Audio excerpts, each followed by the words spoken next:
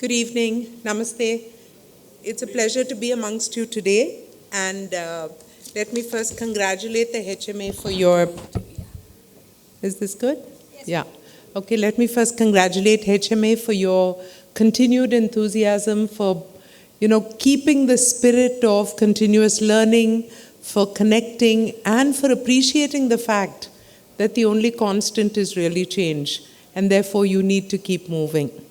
I see, I do need to acknowledge Mr. Chandrasekhar and others in your management committee who, were kind enough to come and invite me for this program. I also see many friends in the audience, and it's a pleasure to see you all. I didn't really have much of a brief on what you want to hear about. So I was told technology and healthcare, but my feeling is it's a bit too narrow to really do, a program like this. And therefore, I'm going to give a brief overview of a few thoughts and then actually, let the session go open to Q&A because that's always more fun and more interactive.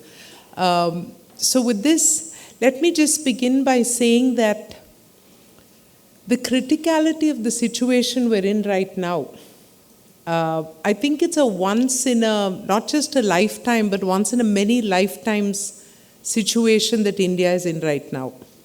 On one side, we've all grown up hearing of India's potential.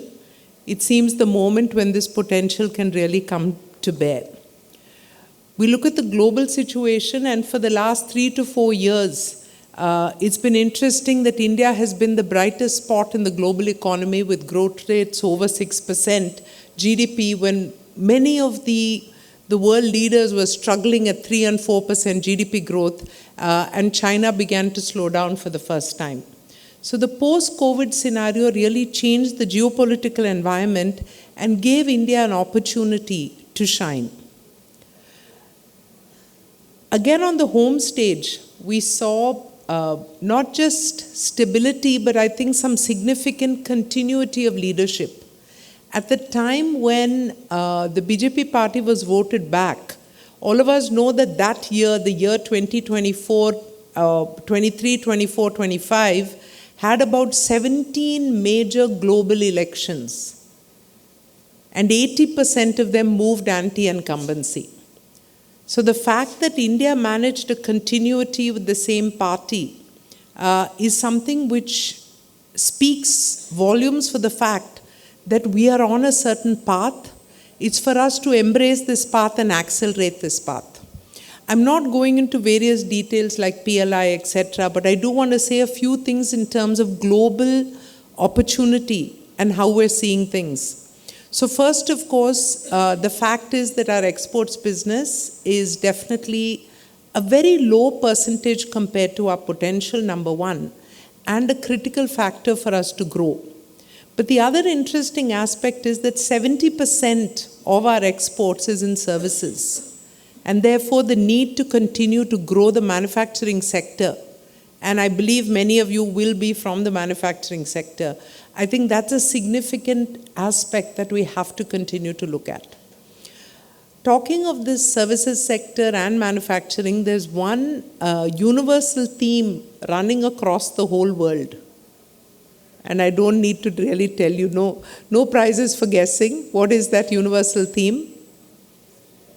Absolutely, it's AI. It's a quiet murmur over here, but I know it's a very, very loud shout out across the world. That whether you're in manufacturing, I was approached by a large manufacturer of CT scans and MRIs, and it's very important for us to bring them to India.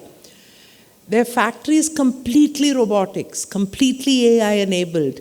Their manufacturing cost is 40% lower than the European competitors that we're currently buying in India. And more importantly, their design element, they're already designing 3 modules ahead right now. And this is by deep use of AI. Yesterday, I was on the Economic Times digital award session. And just hearing the kind of things which are happening, a fantastic small startup using some government support called Bashini can convert any Indian language into English using a concept where they don't move that language to English back into another Indian language, but go, native language to native so that there's no loss in the communication. They are currently doing 1.5 crore Aadhaar cards, where an individual can pick up the phone, give their details in their local language, and this gets printed and processed in the normal methodology. So there's so many transformational things happening. I think, Accenture had a fantastic presentation. L&T leadership, you see in one screen, he has 27 divisions from manufacturing to, projects across the globe, to supply chain, to projects going on. Single screen, every single morning, CEO can go into any level of detail. And the process or the journey which many companies are going on is first, of course, the base digitalization. So you move from paper into digital. From digital is the next step of deep analytics. So whether you're using BI tools, you're building your own analytics, that's one big step which is happening. And then from there is the aspect of putting AI across all of them, and therefore you repeat the cycle. So operations are getting revisited, process are getting revisited, jobs are getting revisited, relearned, re-examined. And so it's a time of tremendous change and potentially major transformative steps. So it's a critical time for us to rethink and relearn some of these rules. Another name, which I think no prizes for guessing, but I'll jump straight into it, is, who really shook the world with a simple thing that they caught up with ChatGPT in 1/100th of the cost. The DeepSeek. And what did they do? Stocks came tumbling down, the world re-looked at things. Now, how much of that is going to be examined? So the risk of what we're doing, the risk of being disrupted, the risk of governance, the risk of managing environments. You look at the whole Hindenburg, Adani situation. So I think it's such a flux, such an important time that all of us are living in. And yet I sometimes wonder if we're caught up in our own KRAs, our own annual operating plans, our own processes. Do we have enough time as management to think for the next 3 to 5 years? And therefore redesign, re-engage, reprocess? Or are all of us running some significant risks of being disrupted? Now all of you may think she's in healthcare, what can be disrupted? So for a while I think that's thankful, but the delivery models are clearly, so I will give a quick thing on healthcare itself, because I think it is the world's largest, I don't want to say industry, but it is the world's largest sector. It's a sector that hasn't been fully appreciated because of the vagaries of different structuring. So the NHS came in with, it's the government's responsibility.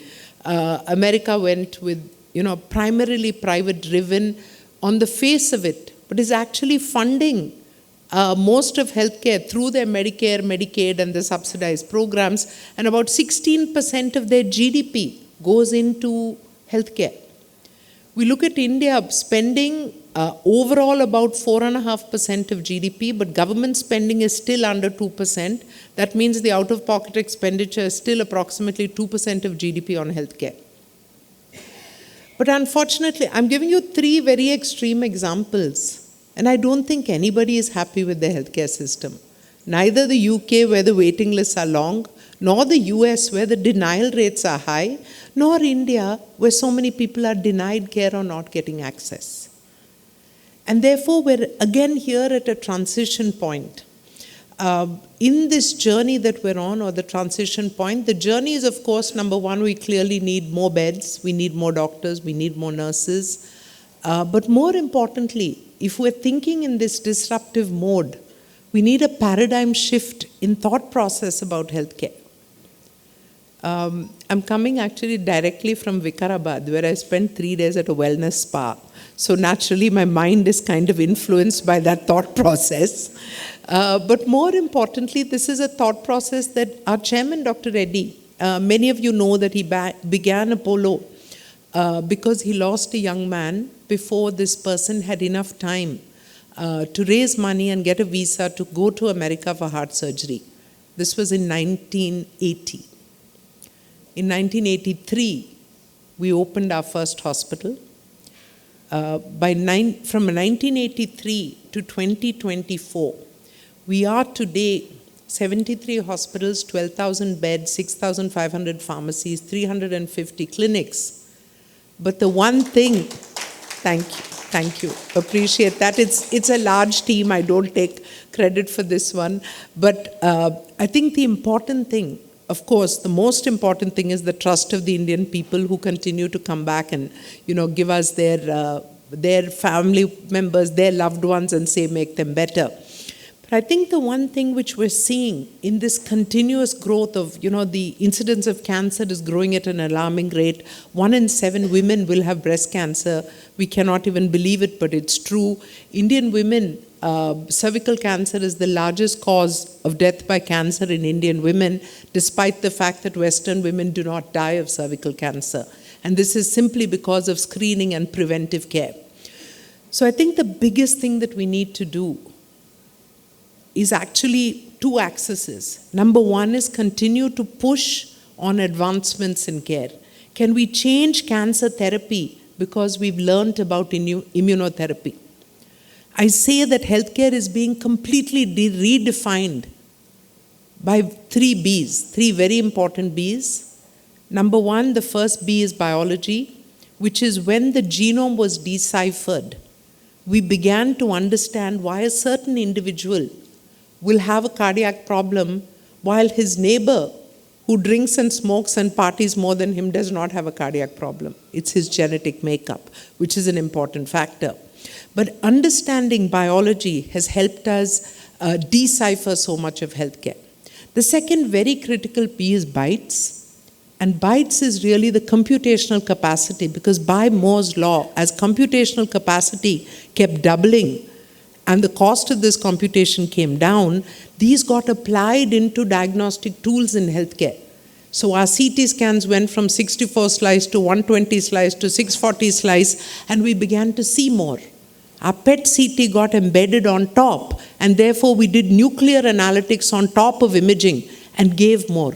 We did processing that you can look at a biomarker and pick up a biomarker of the early signs of cancer.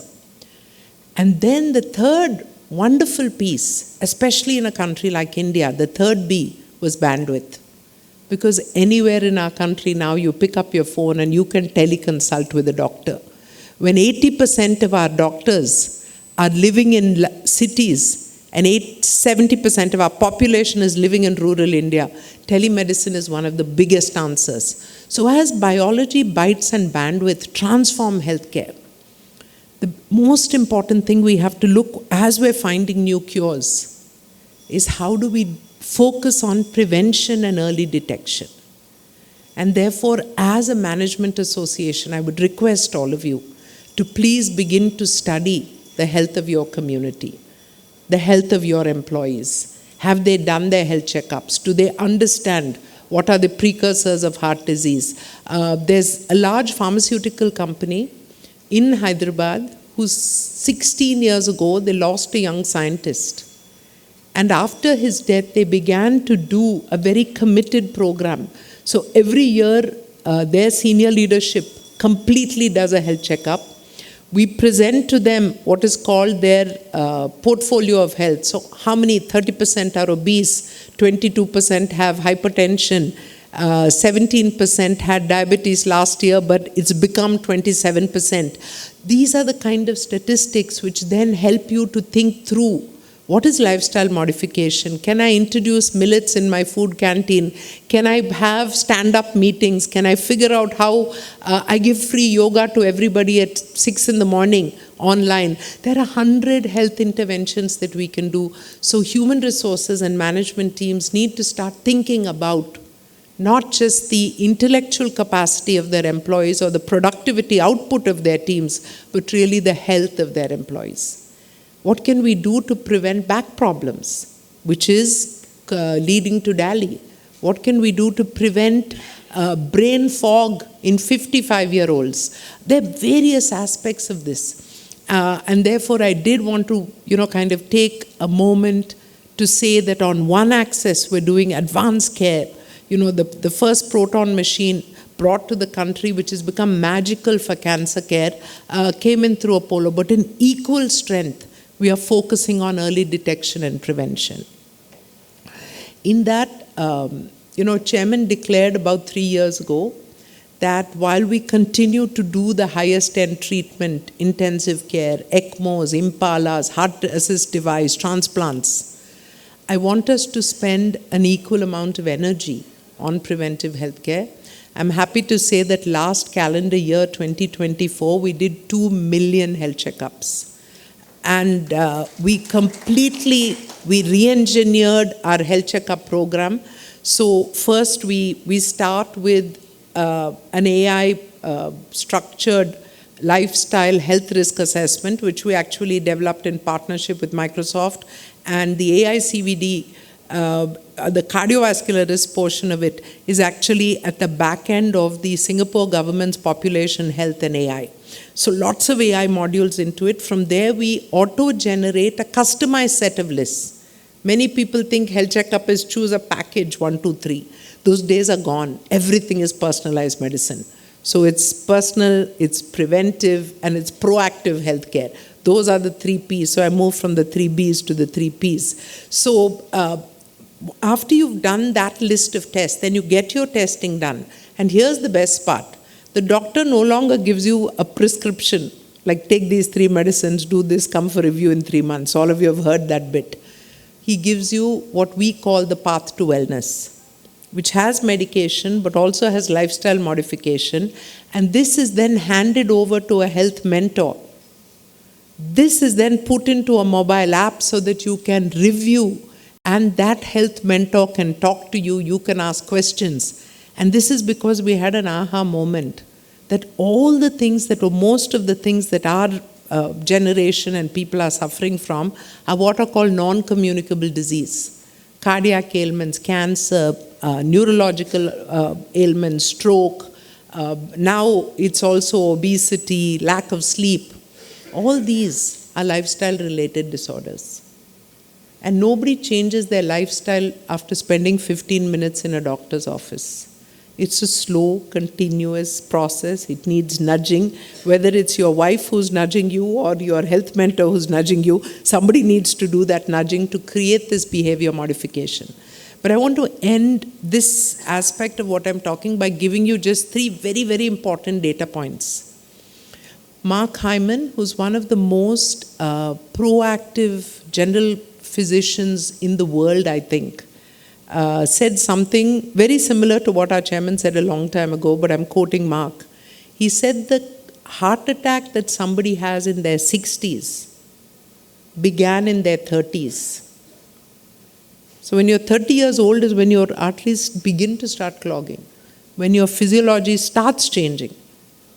So let nobody think they're too young to start taking care of their health. So the heart attack that you have in your 60s began in your 30s. The Alzheimer's that people have in their 70s began in their 40s. And the disability, the inability to walk, to need a crutch, to this thing, that lack of strength and disability which you're seeing in your 80s actually begins in your 50s. By bad gait, bad posture, lack, and most importantly, sarcopenia. How many people in this audience are above 50? How many of you have heard of sarcopenia? A few. So basically, sarcopenia is your muscle wasting. Post 50, the muscles automatically, even the guy who's 30 years old, even if he doesn't exercise, is going to have strong muscles. But post 50, the muscles start automatically degenerating. The simple thing to do for that is begin to lift weights and maintain muscle tone. And muscle tone protects the bones. And the bones and the muscle tone protect your ability to walk and stay mobile and not need help. So for those youngsters in the audience who are thinking they're really nice by, helping their grandmother into the car or helping their mother, carry a bag, my request to you is please stand with them for 15 minutes and help them do some muscle strengthening exercise. Help them do some flexibility exercise. That is the lifestyle change that we need. That's the mindset change that we need. Last point, mindset.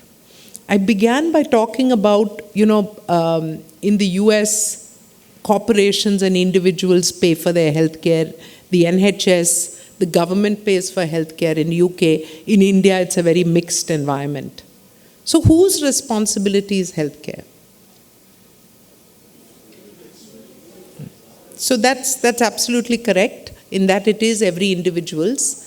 But I'm beginning to think now that it is beyond the individual, because even if you're living a really healthy life, and if you live in Delhi in that population, and if you get lung cancer, it's not your fault.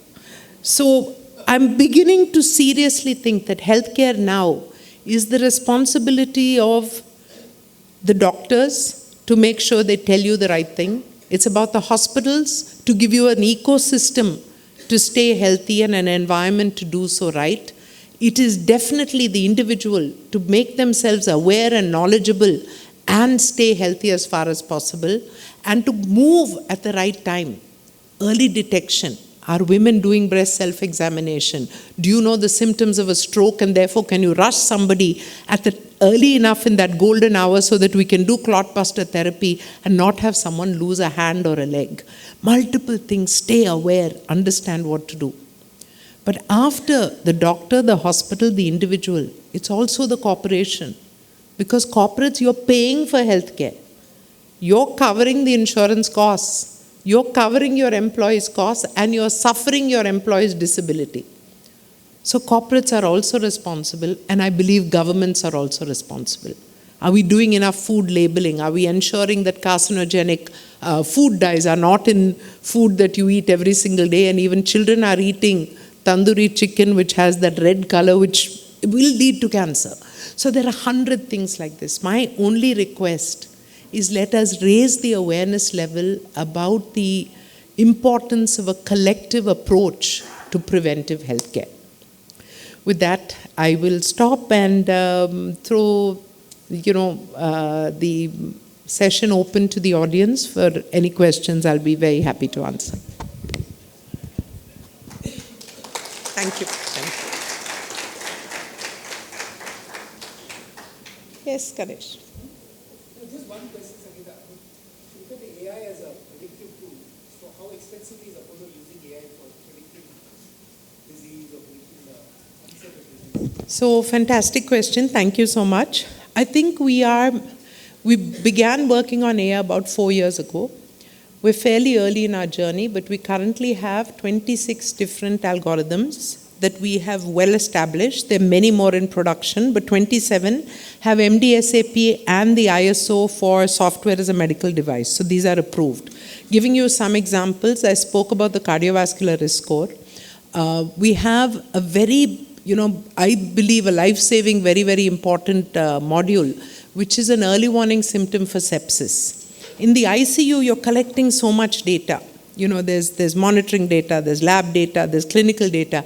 We put together almost 42,000 patient records and then linked that with another LLM and then validated this with a European university and created an early warning symptom for sepsis. So if you are admitted in one of our ICUs, our doctors have the benefit of the back end. We will pick up sepsis using the benefit of the AI. We are doing work across AI in operations. We're doing work across AI in partnering. So there's a large medical device company, and I love this one, where we're embedding AI into the ultrasound probe, because in India, one of the big problems we have is non-alcoholic fatty liver, and therefore leading to needing liver transplants, etc. This is often missed in the ultrasound because the technician is not trained enough to pick that up. So we're embedding those images and the image capture into the ultrasound Doppler probe so that you don't miss that diagnosis. We're working on a clinical intelligence engine, which is actually the master of all the algorithms. So we have, renal failure, pick up symptoms, etc. The clinical intelligence engine is now sitting embedded in our electronic health record. And 86% of all outpatient procedures, we are able to diagnose with a 93% accuracy. So we're feeding our data into this. This is not a solo product. This is a recommendatory engine which is sitting next to the screen of the electronic health record. So our doctors see it. They have the option to use it. Every time they don't agree with this diagnosis, they get a separate ping saying, why did you disagree? Or why did you not do this? So it's work in progress, but I think the team has done some pretty amazing stuff. We have tie-ups. We're working with MIT on a breast cancer detection program. We worked with Google and now have a proprietary algorithm on the early detection of TB just from a chest X-ray. We've donated that one to 20 government hospitals in Telangana, which are getting picked up, and we're going to do the same with the central government on World Health Day. So lots of work happening in AI. And, I believe there's a lot more that we can do, but it's exciting times. Oh, sorry. Wow. Okay. So as the cost of healthcare goes up, despite advances in tech, how can we make healthcare accessible and affordable in India? Parishit Reddy. So multiple things, Andy. First, I think one of the most important is when you think of healthcare, please think of healthcare being available first of all. Then you think of affordable, and then you think of accessible. So it's all three. And access is geographic access. If you have a fantastic hospital in Hyderabad, but you don't have cardiac ICU in Vikarabad, this hospital is of no use to the man having a heart attack in the outskirts of a village in Vikarabad. So it is important to think of all three. So one is availability, two is the manpower or the women power. Healthcare employs the most women, but the people to be able to do it. And then is how can you afford it? The single methodology for us to be able to afford healthcare is health insurance. Only 5% of the population needs high-end care, liver transplant, major cardiac, brain surgery, cancer. When 100% of the population pay 5 to 10,000 rupees a year for health insurance, then the 5% who are sick use that pool or that pot. Now the combination of Ayushman Bharat, which I'm extremely happy about, 55% of the population is now covered. Before, health used to be the single cause of rural indebtedness. It is no longer so. It's moved to place number 3. And I think agriculture is place number 1. But it is insurance, accessibility, and then the affordability comes because of the insurance. I want to share this thing with you, and why I love this question, and this thing is that for 40 years we used to see people who sold their wife's jewelry, pawned their land to come and get healthcare. And while you feel you feel proud of the results that you've created, open heart surgery, 99.3% success rate, but when they're going home with a family member, but they don't have the house left or they don't have the land left, it's not a very good feeling. And so first we started in the year 2000 in my father's village in Aragonda. We had put up a hospital. So actually when Dad went there, few of the Uru Peddalu, as you call them, they said, you've done some great things, but mana gramam korak meer em chesharu. So at that time, he then said, okay, we're putting a hospital. So we had a little brain tank, a think tank, and came back and told him, we'll do the hospital, but we must create affordability. You can't sustain a free hospital. We gave 750 people in that village a passport to health and told them for 1 rupee a day, please buy this passport to health. for the cost of your BD or your coffee, please buy this passport to health. And actually most of them, I think it was only 17 people who did not buy, which the foundation gave them free, so the whole village was covered. Using that concept, we then took this, and actually I don't know how many of you remember, but there was a scheme called Arogya Bhadrata for the AP, Combined State Police Force. So we used that concept and did Arogya Bhadrata for 2.5 lakh Andhra police. We used that data of utilization and did 7 lakhs of the Yashashwini milk farmers in Karnataka. We ran that scheme for 9 years. From that data, we came back, and actually Chandrababu Naidu Garu was CM at that time. We told him in February, this is what we're doing, this is fantastic. You're a forward-thinking person, please do health insurance. He said, Chala bagundi, on Ugadi day, I'm going to announce this. For some reason, the team, secretary, whatever it is, he could not do it. They went for elections in May, June. He lost. Rajshekhar Reddy came into power. On July 8th, which is Rajshekhar Reddy Garu's birthday, and also my birthday, we went to see him and told him, you have to do this. He was a doctor, he understood in a minute, and Arogya Shri started in Andhra. It is this program which was the foundation of Rajiv Arogya Shri next, and then went on to Ayushman Bharat. This is the history of insurance in India. And it is very important for us to push forward even more. And then, keep moving the parameter, add outpatient insurance, do more things like that, because everyone deserves good healthcare, everyone deserves the access. We have to control the misuse, the false claims, all those we have to do that, but now with AI we can do it even smarter.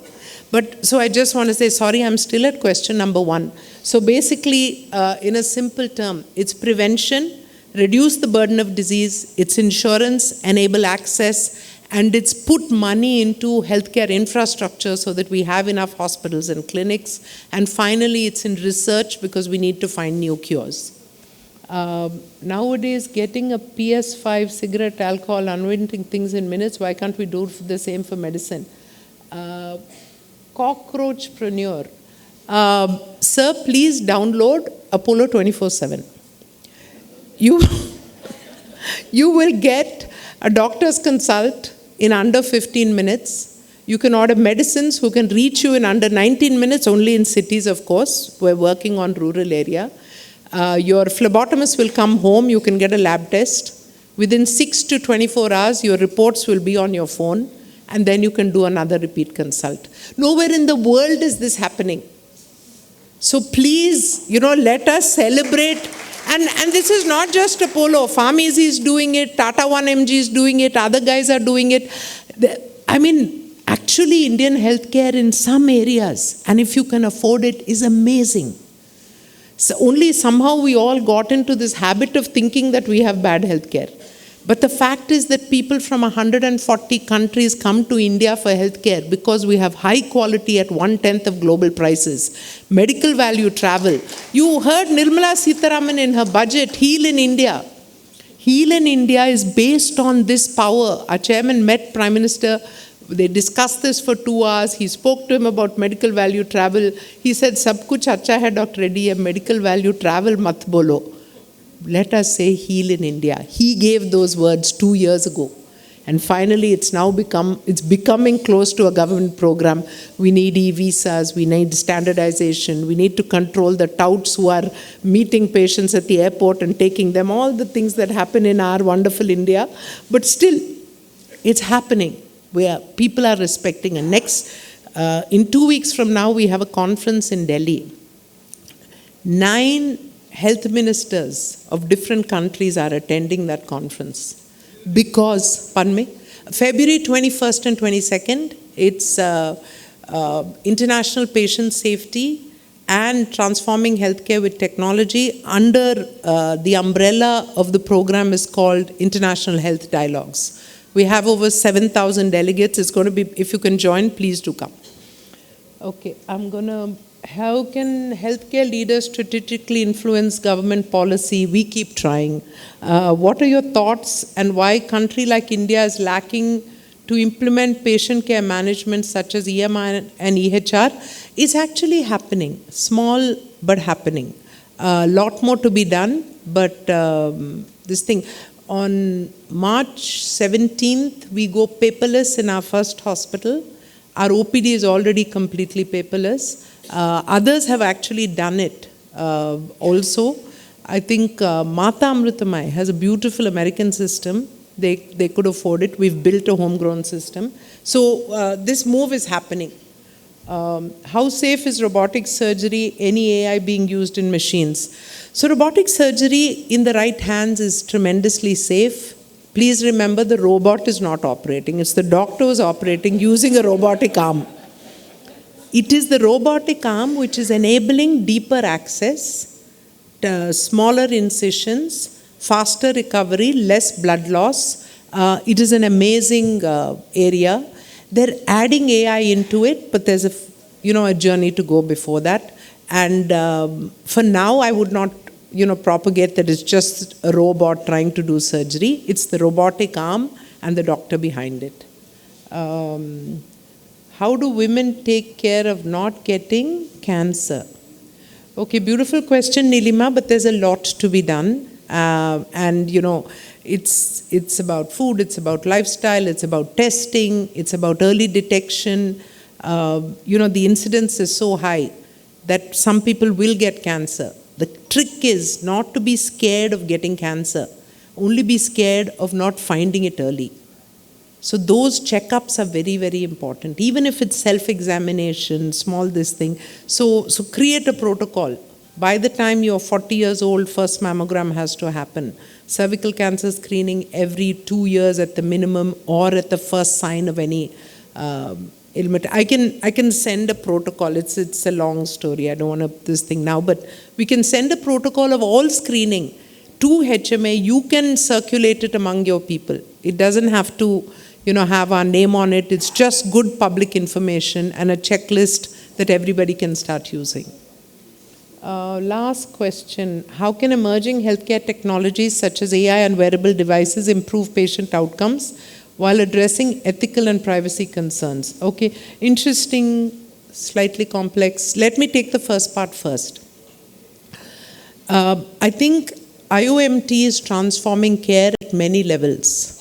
We are handling 370 ICU beds of non-Apollo nursing homes in rural areas using this concept of distant or remote care or internet and medical things. We're discharging patients one day early, putting a patch on them. We're putting this in trial now. So there's a lot happening, a lot evolving. I think on the ethical concerns and the privacy issues, there's a very detailed, kind of guideline by the government, which is a little complex to follow. And I think the fallout of not following is a bit too punitive. So we're talking about that even now. And I don't know if all of you as HMA have taken this up. It really needs to be looked at. But the important thing is that trying to counsel the patient to understand first what is the privacy aspect. And as long as an organization, so our AI framework uses a concept called EASE. It's ethics, it's availability of this to the people who need it. It's a concept of explainability, that you should be able to explain this to a doctor or a patient. And then this is our ethics framework. So anything that we're doing in terms of using data is, number one, is de-identified. So it will not be able to pinpoint an individual by name.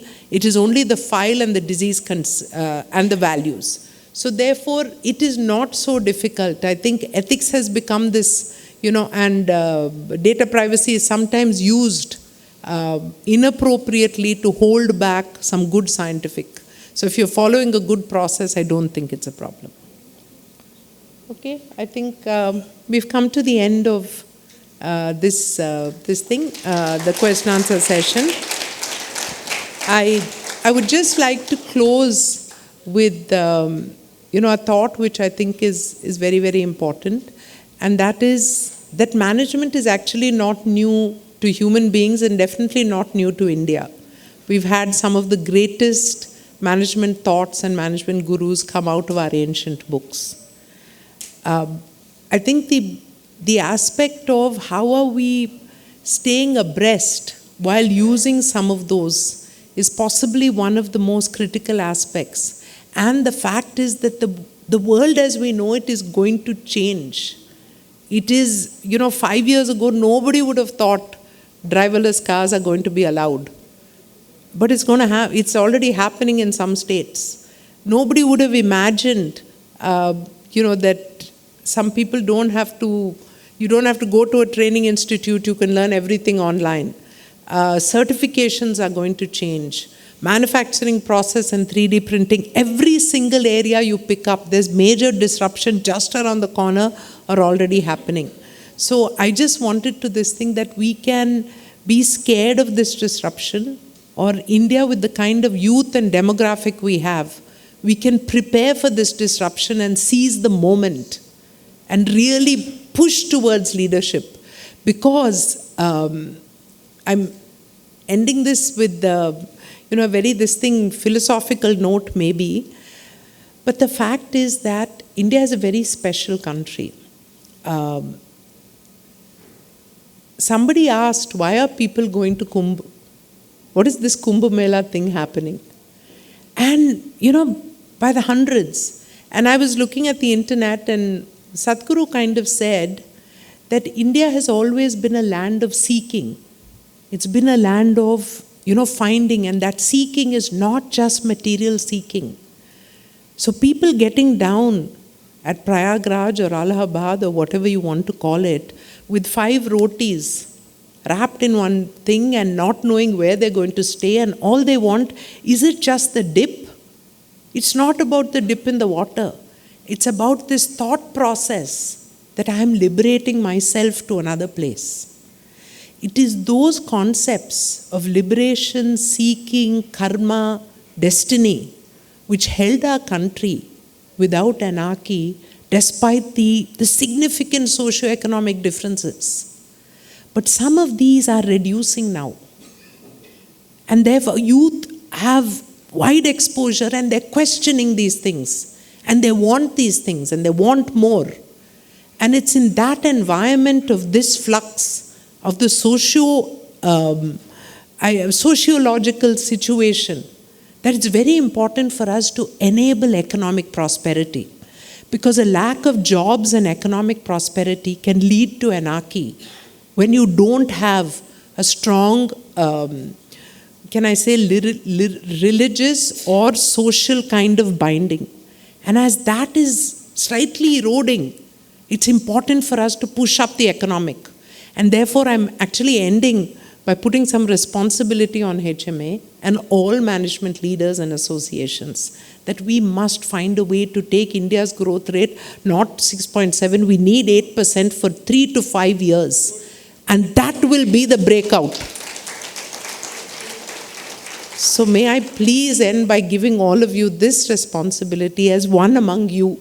So we will work as hard as we can. And all of you, please do this because we need it for the country. We need to be able to give jobs to our youth.